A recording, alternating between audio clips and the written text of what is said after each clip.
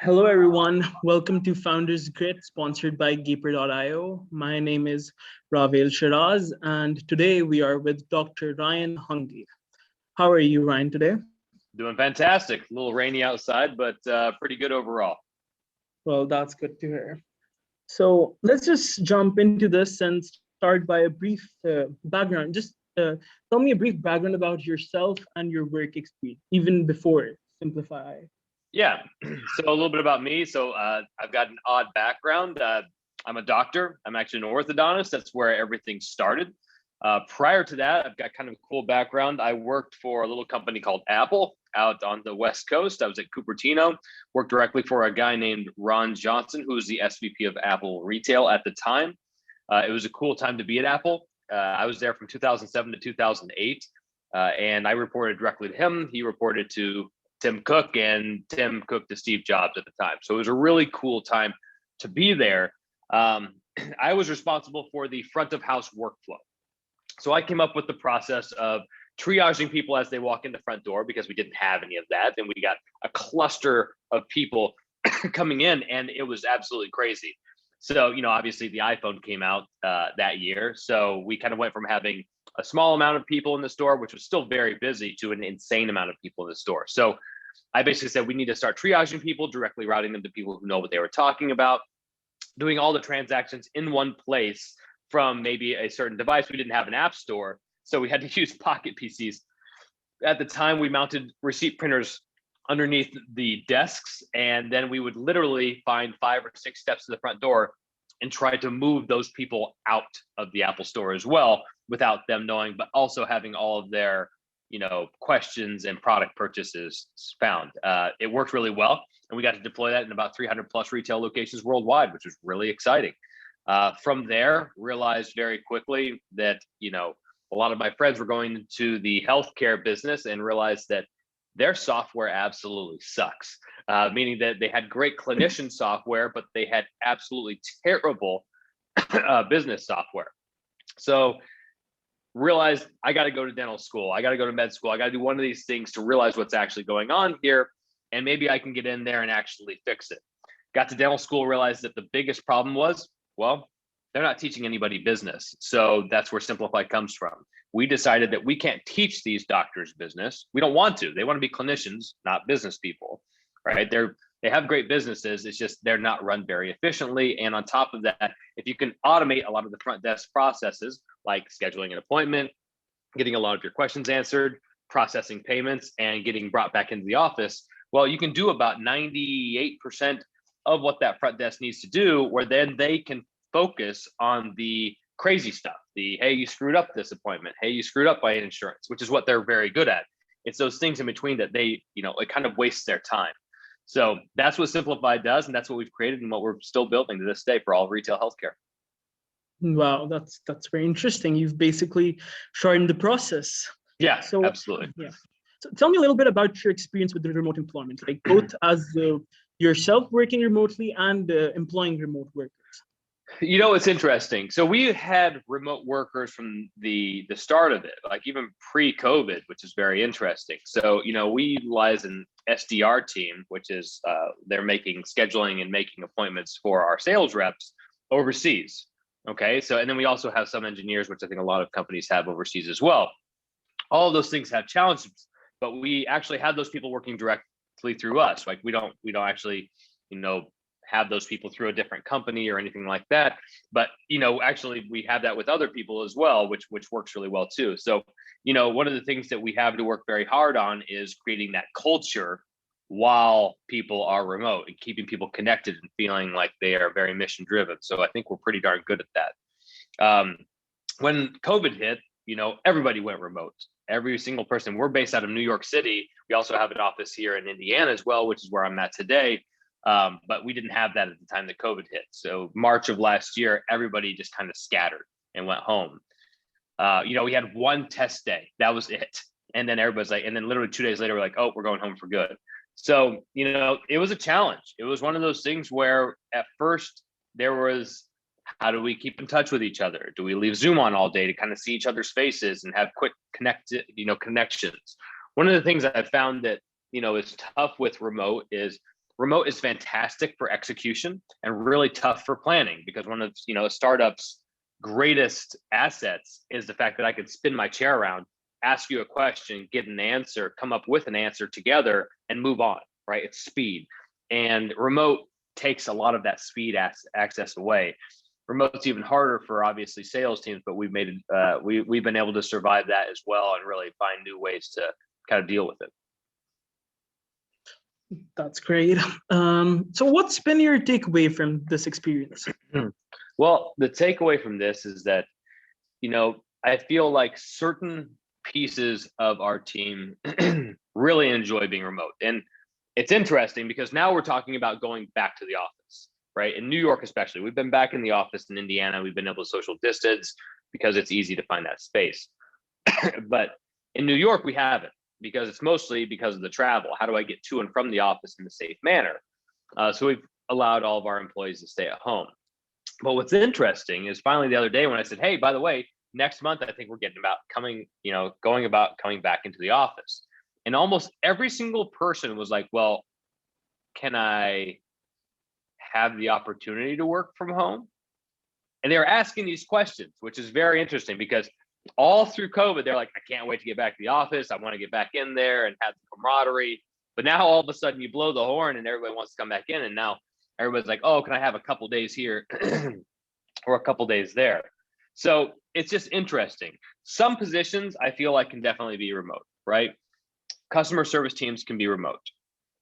I feel like engineering can definitely be remote. I think that they almost prefer it indefinitely, right? Like it's just one of those things. Obviously, planning is a lot easier because you usually have a stand-up once a week, or you can just contact people over Slack. Heck, half of that, our engineers only spoke over Slack anyways, even if they were sitting next to each other. It was just better. One of the things I think that suffered the most though was sales, and not so much account executives. Like account executives, they do really well because they understand what it takes. They understand what they need to do to survive. But it's the sales development reps, the BDRs, the SDRs. When you're starting that job and training on that job, right, it's 98% rejection, right? You're just being told no every single time. And we're a completely inside sales team. So they're making 100 to 120 dials a day, and when you're starting those people up, you need the pit to be in, to look to your right and say, okay, he's being told to screw off. Oh, she's being told to screw off. And I'm being told this too. We're all being told the same thing. This is normal. Whereas a sales SDR job, when you're being trained remotely, a lot of times, we use Slack to show wins. So then you kind of get this Instagram effect, right? Where all you see on our Slack channel is win, win, win, win, win, win, win, win, win. And then if you had a bad day, it makes it 100 times worse because you think I'm the only person, right? Everybody else is winning. Why am I not winning? It's that I call it the Instagram effect, because it's the same thing. Nobody ever posts, hey, just had a great argument with my wife. It was fantastic. Check out the picture I took right afterwards. Right? They only post the ones on vacation, and they think that, hey, my life's miserable. Why is everybody else not having the same thing? So I think SDRs, especially, or just initial account executive training, is very difficult. Once you get people up and going and they're self-sustaining, it makes a lot of sense. But training becomes pretty difficult. I like remote, and I think it's something that we can definitely continue to do. And I think it's what a lot of our employees want. We just have to find ways that we get people back into the office and continue to have that culture, that really special culture that we had all along, in a remote manner. So that's one of the things that I want to continue to try to discover upon. You raised a very interesting topic that people do not want to don't want to come to the office anymore. That's very interesting, because I see it now, and even nowadays, not just with remote work, we have gotten so used to just being in our homes 24/7 that you just don't want to do anything else. Even hybrid is out of the question mostly these days. Speaking on that, what do you think is the future of remote work? What needs to be done differently to make it even better and more effective? You have to somehow be able to maintain a culture within remote work. Remote work is inherently very isolated, right? You are by yourself. And if you are the type of person that is good as a team of one, it's perfect for you. Hence engineering, right? They have a ticket, they go complete said ticket, they go on to the next ticket, and it's them by themselves. You aren't, coding with the other person sitting there. There's times when engineers like to do that, And I think there's applications for that, but it's often quite rare. Now, when it comes to things where you need constant management, right? Sales is the perfect example of this. I think that inside sales in a remote way is terrible, right? I think it's one of those things where I just have seen a lot of, at least the management side of it is really rough. We utilize air call, and air call has this really cool feature where the left part of your headphone can be the person you're speaking with and trying to sell to, and the right side, you can have a manager talking in your ear. Now, there's a thing that we call mirroring, right? Where a manager will sit there and look you in your eyes while you're talking to somebody and say something, and you say it back to the person on the other side. It's how you learn, right? It's how you mimic this person. It just doesn't work the same way on a headset where you're not seeing their lips move. It's very difficult to listen to two people simultaneously. It's almost impossible. So the learning curve for sales has gone from where we can ramp somebody in 3 months, so it almost takes 6 months. And sometimes it just doesn't happen, where I feel like I could have gotten somebody over the hump in person. It's very difficult. So training on certain types of things, it's just not for me, right? It's just not for us. Now, things like engineering, customer service, all of these things can be done in a remote fashion for sure. The thing that I always come back to is how, as a startup, one of the only kinds of currency I have versus a sales force or a larger corporation, like, I'm in Indiana. So right now, so we've got Eli Lilly and a lot of these bigger corporations that want to offer jobs, and they can obviously outpay me if they wanted to, right? They have the bank account to do it. Obviously, I have options and that kind of currency, but it's just a little bit different. What it comes down to is culture currency, right? Are you happy at your job? Do you get to talk with the cool people around you? Because Simplify hires like-minded people, and I want to bring in. My whole theory is hire geniuses and get the hell out of their way, and that's what we do. We hire geniuses, we get out of their way, we try to guide them along the way, and it works very well. And other people like to hang out with those geniuses. So how do we create something where we can give the feeling of having beers in the office on Fridays, or just hanging out for an hour afterwards on Fridays, or even during the day, having lunch with each other, and just shooting the shit about, hey, what are you doing this weekend? How's life going? Those are the pieces that remote work misses. And I feel like if there's a company that can somehow simulate that exact piece, then you're going to, you'd have a multi-billion dollar company. And I've seen a couple out there that are trying to do it. I just don't see, it's not easy. You have to go out of your way to actually operate it. It's not, one of those things where you can just run into people. So I feel like if somebody out there can create something like that, you got something really special. Yeah, there was this company I was reading about that's basically does video chats with all of your what do you say? All of these, all of your employees. So I feel like that kind of gives a feel of being forcefully involved in some activity rather than partaking in it. Mm-hmm. So, yeah, we do things on. It's cool. So the things that we've done with remote work is we've done cribs. So everybody kind of shows your, remember MTV Cribs back in the day. So we do cribs where you kind of show your remote work setup, kind of show people your house or your apartment. You can kind of show off. It's kind of fun. We also do like on Fridays where we hop into Zoom and we go into breakout rooms. And basically what we can do there is we force people into like 5-person breakout rooms, and you just shoot the shit. And you're talking with people, and it's a lot of fun there. And people love that, by the way. It's actually remarkable how much people like that. You still don't get 100% participation out of it, which is fine. Yeah, you don't have to. But it's, that's one of the things we do. The other thing that's much more interesting is because you're kind of like on an island, I realized that I have to have a lot more company updates, right? So normally we would do quarterly updates, works out really well. And then, we do like a State of the Union at the end of the year. We need to do this every month, right? We need to really keep everybody up to date on what's happening, what's changing, what's going on in engineering, what's going on in CS. Because it used to be what was so cool about Simplify, and it still is, and it'll be this way again, is that CS would talk to engineering, sales would talk to engineering, engineers would talk to product management. Like all of these people would just kind of, meander in the office and hang out, and they were all friends amongst their groups.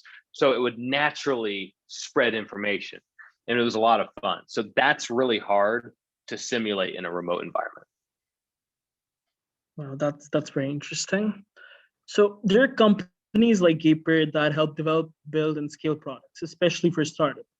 Yeah. How important do you think such startups are in the startup world and for founders looking to have like quick hire smart? Look, Yeah, I sorry, think founders looking to quickly hire smart.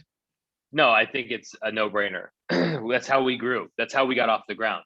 I think it's silly for, especially when you're in building mode, like how do you figure out if something works? And why would you bring on a gigantic team to do something if you don't know for a fact that what you're building is even correct, right?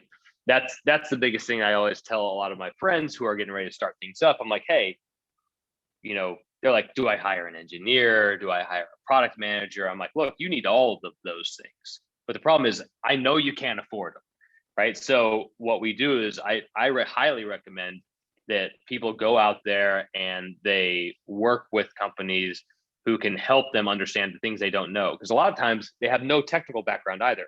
I was I was very unfortunate in that I didn't have any type of technical co-founder. Nothing. I'm an orthodontist, right?